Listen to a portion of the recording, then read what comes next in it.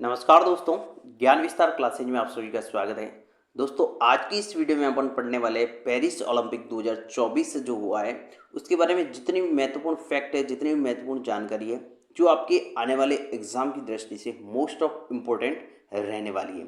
तो आप जरूर से इस वीडियो को पूरा देखिएगा और ज़्यादा से ज़्यादा इस क्लास को शेयर करिएगा, क्योंकि ये बहुत ही इंपॉर्टेंट रहने वाली है आपकी सीईटी एग्जाम के लिए। तो शुरू करते हैं। करंट अफेयर्स को लेके ये क्लास रहेगी आपकी पेरिस ओलंपिक 2024।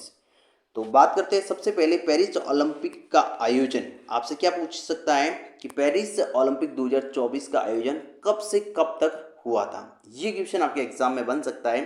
तो आपको बताना है कि इसका आयोजन 26 जुलाई 2024 से 11 अगस्त 2024 तक हुआ था। अब ये सवाल पूछा जा सकता है कि ये जो आयोजन हुआ था ये कहाँ पर हुआ था।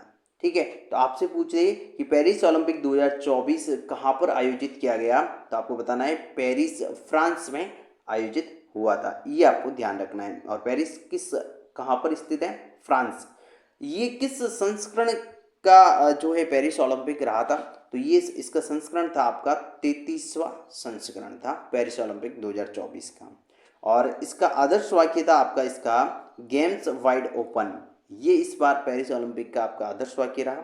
और शुभंकर पूछे आपसे कि पेरिस ओलंपिक 2024 का शुभंकर क्या था, तो आपको बताना है फ्रीजन टॉपी इसका पेरिस ओलंपिक का शुभंकर रहा है।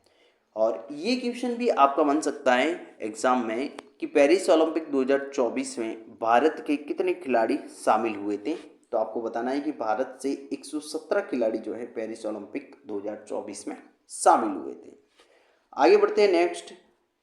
तो बात करें पेरिस ओलंपिक 2024 में भारत का कौन सा स्थान रहा था। ये क्वेश्चन आपसे सीधा सीधा बन सकता है एग्जाम में। तो आपको ध्यान रखना है कि 71वां स्थान भारत को प्राप्त हुआ था पेरिस ओलंपिक 2024 में। फिर भारतीय ध्वज वाहक यानी उद्घाटन के समारोह में भारतीय ध्वज वाहक कौन कौन खिलाड़ी थे, तो आपको ध्यान रखना है पीवी सिंधु बैडमिंटन खिलाड़ी हैं और अचंता शरत कमल टेबल टेनिस के खिलाड़ी हैं। ये दोनों उद्घाटन समारोह में शामिल हुए थे भारतीय ध्वजवाहक के रूप में। और भारतीय ध्वजवाहक समापन समारोह की बात करें तो समापन समारोह में मनु भाकर शूटिंग की खिलाड़ी है व पी आर श्रीजेश जो हॉकी की खिलाड़ी है। ये दोनों जो हैं समापन समारोह में वहाँ पर भारतीय ध्वजवाहक के रूप में शामिल हुए थे। तो ये क्वेश्चन भी आपके ऐसे क्वेश्चन बहुत बार एग्जाम में बनते हैं कि ध्वजवाहक के रूप में समापन समारोह में कौन कौन शामिल हुए थे या कौन से खिलाड़ी शामिल हुए थे, और उद्घाटन समारोह में कौन शामिल हुए थे, ये भी आपसे पूछा जा सकता है। और दोस्तों, आपको ध्यान रखना है कि खिलाड़ी का नाम देकर आपको उसका खेल पूछा जा सकता है कि किस खेल से इसका संबंध है। ये भी आपको ध्यान रखना है। उसके बाद महत्वपूर्ण फैक्ट है कि सेफ डी मिशन जो भारत के हैं। सेफ डी मिशन का मतलब है कि जो अपनी टीम होती है भारतीय, जो भी ओलंपिक में जितने भी खिलाड़ी जाते हैं उनका एक तरीके से क्या कह सकते हैं, प्रवक्ता, भारतीय प्रवक्ता कह सकते हैं, या उनका मनोबल बढ़ाने वाला, प्रेरित करने वाला होता है, उसको अपन कहते हैं कि सेफ डी मिशन भारत से थे गगन नारंग जो निशानेबाज के खिलाड़ी हैं। ये भी आपको ध्यान रखना है कि निशानेबाजी के खिलाड़ी रहे हुए हैं। और ये गगन नारंग निशानेबाजी इन्होंने यहाँ पर सेफ्टी मिशन की भूमिका निभाई है। उसके बाद बात करें ओलंपिक 2024 में भारत के कुल कितने पदक जीते हैं, ये भी डायरेक्ट आपसे क्वेश्चन पूछा जा सकता है एग्जाम में। तो आपको बताना है कि कुल 6 पदक जीते हैं भारत ने, उसमें से 1 रजत और 5 कांस्य पदक हैं। ये मोस्ट ऑफ इम्पोर्टेंट क्वेश्चन आपके एग्जाम की दृष्टि से बन सकता है। कितने पदक जीते सीधा पूछ दे तो आपको बताना है 6 पदक। कौन कौन से जीते हैं, तो 1 रजत पदक और 5 कांस्य पदक जीते हैं। और बहुत बार ऐसे क्वेश्चन आपके एग्जाम में पूछे जाते हैं, करंट के क्वेश्चन। आइए बात करें नेक्स्ट इंपॉर्टेंट कि यहाँ पर आपके ओलंपिक खेलों में भारत ने कुल 6 पदक जीते, जिसमें से 1 रजत पदक और 5 आपके कांस्य पदक रहे थे। अब इसमें से कौन सा पदक किसने जीता है वो भी अपन देख लेते हैं कि रजत पदक जो है नीरज चोपड़ा के द्वारा जीता गया, और ये मेंस जेवलिन थ्रो के खिलाड़ी हैं। ये आपको ध्यान रखना है।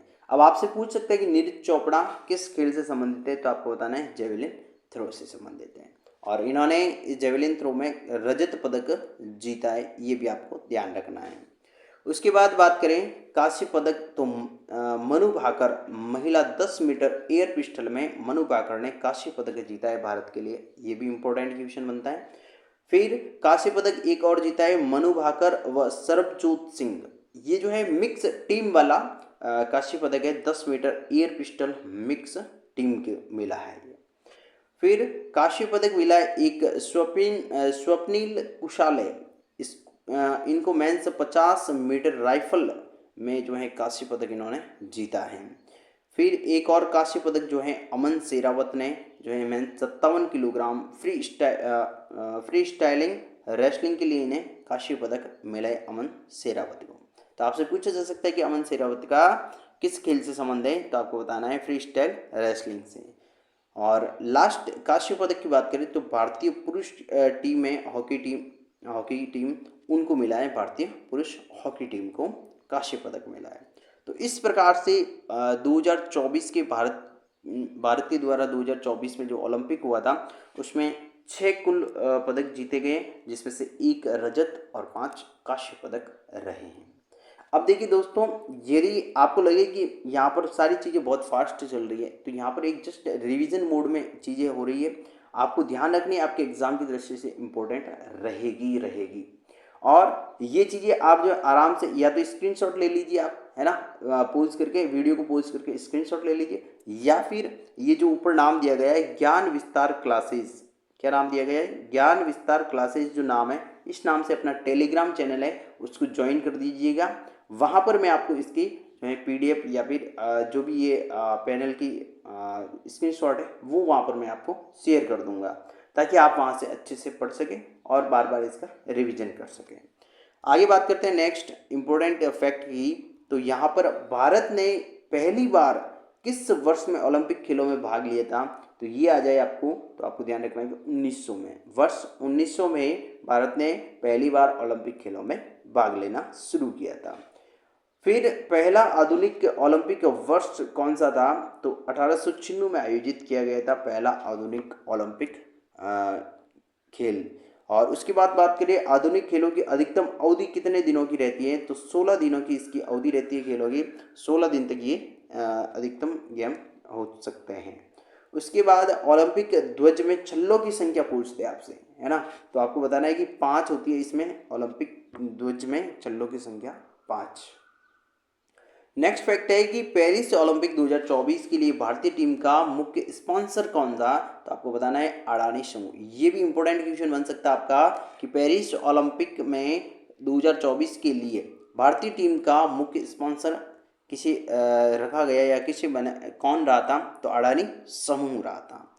फिर बिल्किस मीर पेरिस ओलंपिक में पहली भारतीय महिला जूरी सदस्य बनी है। ये आपको ध्यान रखना है कि बिल्किस मीर वो पहली भारतीय महिला जूरी सदस्य में शामिल हुई थी पेरिस ओलंपिक के लिए। और ये बिल्किस मीर जो है जम्मू कश्मीर की रहने वाली, ये भी आपको ध्यान रखना है। तो मोस्ट ऑफ इम्पोर्टेंट क्वेश्चन आपके यहाँ से बनने वाले होते हैं, वो सारे मैंने यहाँ पर एकत्रित करके आपके सामने लेके आया हूँ। उसके बाद बात करें कि अंतर्राष्ट्रीय ओलंपिक दिवस कब मनाया जाता है, तो आपको ध्यान रखना है कि 23 जून को अंतर्राष्ट्रीय ओलंपिक दिवस मनाया जाता है।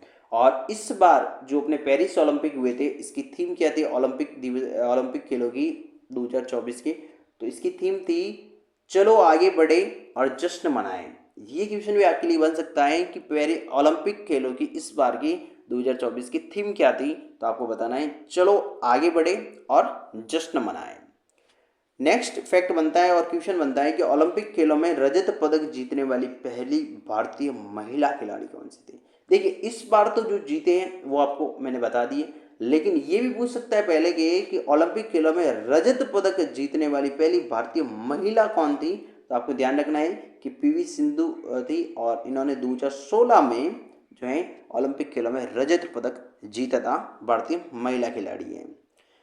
आगे बात करें ओलंपिक खेलों में व्यक्तिगत स्वर्ण पदक जीतने वाला पहला भारतीय खिलाड़ी कौन है, तो आपको ध्यान रखना है कि स्वर्ण पदक जीतने वाला व्यक्तिगत रूप से अभिनव बिंद्रा 2008 में जो बीजिंग में हुआ था ओलंपिक, उसमें 10 मीटर एयर राइफल स्पर्धा में प्रतियोगिता में इन्होंने व्यक्तिगत रूप से स्वर्ण पदक भारत के लिए जीता है।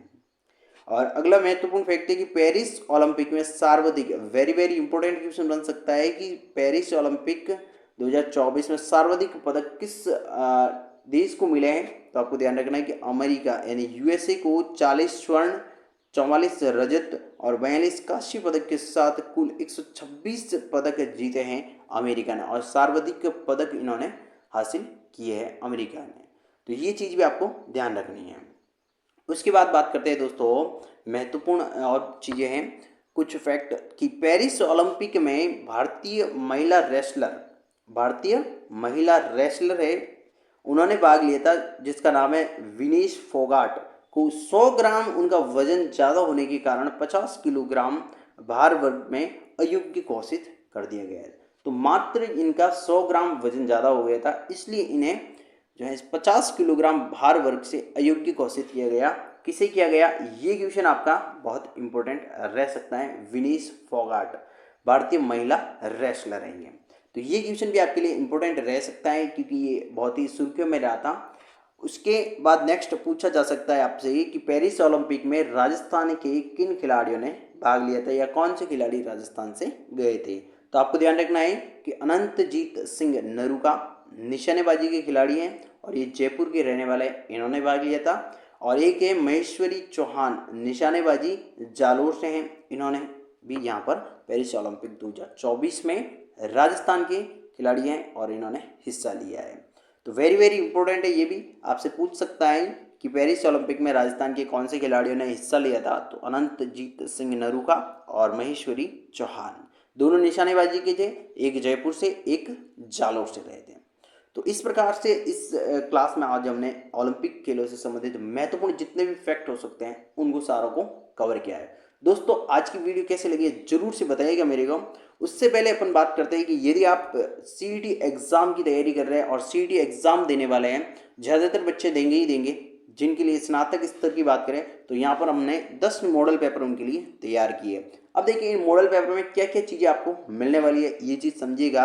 यहाँ पर देखिए 10 मॉडल पेपर आपको मिलने वाले हैं स्नातक स्तर के लिए, जिसमें सीईटी स्नातक स्तर 2024 के लिए रहेंगे। नवीनतम पाठ्यक्रम पर आधारित तो मॉडल पेपर है ये सारे, जिसमें 150 क्वेश्चन आपके शामिल रहेंगे। जितने आपके 2023 का जो एग्ज़ाम हुए थे सीईटी, उसमें जिस अंक भार के आधार पर जिस सब्जेक्ट से क्वेश्चन लिए गए थे उसी पैटर्न को ध्यान में रखते हुए यहाँ पर ये मॉडल पेपर तैयार किए गए हैं, जिसमें प्रत्येक सब्जेक्ट से जितने वेटेज का आपका पेपर रहता है उसके हिसाब से यहाँ पर कुछ क्वेश्चन शामिल रहेंगे और बहुत ही महत्वपूर्ण और बहुत ही व्याख्या सहित सारी चीज़ें यहाँ पर आपको देखने को मिलेगी। फिर विषय विशेषज्ञों के द्वारा मार्गदर्शन से संकलन किया गया है इन क्वेश्चनों का, व्याख्या सहित महत्वपूर्ण प्रश्नों का संकलन मिलेगा आपको इसमें। और एक बहुत ही महत्वपूर्ण चीज़ है आपके लिए कि यहाँ पर हम दे रहे हैं सीईटी 10 मॉडल पेपर के लिए पहले आप एक सैम्पल पेपर को जो है सॉल्व करिएगा। सैम्पल पेपर आपको हमारे ज्ञान विस्तार क्लासेस ऐप के अंतर्गत मिल जाएगा फ्री टेस्ट के अंतर्गत। वहाँ पर आप देखेंगे तो सीईटी मॉडल पेपर करके एक आपका सैम्पल टेस्ट मिलेगा। उस फ्री सैम्पल टेस्ट को आप दीजिएगा, आपको ये लगे कि ये आपके लिए जो है महत्वपूर्ण रहेगा, आपके लिए इम्पोर्टेंट रहेगा। यदि आप इन 10 पेपर को देंगे तो आपको जरूर से आपको जो है फ़ायदा होने वाला है। तो आप जरूर से जो है 10 सीईटी मॉडल पेपर के जो है ज्वाइन करिएगा। बाकी आप फ्री सैम्पल टेस्ट तो दे ही सकते हैं, उसमें आपका कोई पैसा लगने वाला नहीं है, कुछ भी आपको देने की ज़रूरत नहीं। वो आपका जस्ट एक्सपीरियंस रहेगा कि आप 150 सवाल में से कितने अटेंड कर पाते हैं, कितने सही होते हैं, कितने गलत होते हैं। तो फ्री सैम्पल टेस्ट लीजिए, उसकी व्याख्या पढ़िए, बहुत ही शानदार हमने व्याख्या तैयार की है उसकी, तो आपको मज़ा आ जाएगा। ठीक है, उसके बाद बात करें कि अभी जो एग्ज़ाम हो रहे हैं उसमें क्या है, आपके 4 तो आपके क्वेश्चन जो आता है उसके ऑप्शन रहते हैं सवालों के, है ना, आंसर के, और एक 5वां ऑप्शन अब नया आपने जो है कंपटीशन एग्जाम में शामिल किया गया था, ई ऑप्शन अनुत्तरित प्रश्न। यदि आपको कोई क्वेश्चन नहीं आता है तो आप यदि उस क्वेश्चन को छोड़ेंगे तो आपको 5वां ऑप्शन चूज करके आना है, 5वें ऑप्शन का चुनाव करना है अनुत्तरित प्रश्न का, वरना आपका उस क्वेश्चन की क्या हो जाएगी, नेगेटिव मार्किंग हो जाएगी और आपके नंबर कट जाएंगे। तो ये भी चीज़ आपको उसमें दी गई है, 5वां ऑप्शन आपको उसमें दिया गया है। फिर टाइमर और रैंक की सुविधा है, उसमें टाइमर भी चलेगा और रैंक भी आपकी शो होगी लास्ट में कि आपने कितने मिनट में पेपर पूरा अटेंड किया है और आपकी क्या रैंक बनी है। तो इस तरीके से बहुत ही मेहनत करके बहुत ही शानदार व्याख्या सहित जो है आपके 10 मॉडल पेपर सीईटी के तैयार किए गए हैं। तो आप जरूर से इनको ज्वाइन करिएगा और आपको इसके देखने के लिए एक फ्री सैंपल टेस्ट आपको दे रखा है। उस सैंपल टेस्ट से आप इसकी गुणवत्ता को चेक कर सकते हैं और उसके बाद इसको ज्वाइन कर सकते हैं और बहुत ही शानदार तरीके से दे रखा है। तो आपको ध्यान रखना है कि इसको लिए आपको ज्ञान विस्तार क्लासेस ऐप को प्ले स्टोर से डाउनलोड करना है और वहाँ पर आपको फ्री सैंपल टेस्ट देके चेक करना है। और फिर भी समझ में नहीं आए तो नीचे देखिए हमारा व्हाट्सअप नंबर दे रखा है, ओनली व्हाट्सअप होगा, कॉल नहीं होगा, व्हाट्सअप मैसेज आपको करना है। उसके बाद बात करें नेक्स्ट दोस्तों, तो इस प्रकार से आज हमने ओलंपिक 2024 जो हुए थे उनके बारे में जितनी भी महत्वपूर्ण जानकारी हो सकती है भारत से संबंधित यानी भारत को लेके जो आपके एग्जाम की दृष्टि से इम्पोर्टेंट रह सकती है उसके बारे में विस्तार से चर्चा की है। तो दोस्तों आज की वीडियो कैसी लगी है, आज की क्लास कैसी लगी है, कमेंट करके जरूर बताइएगा।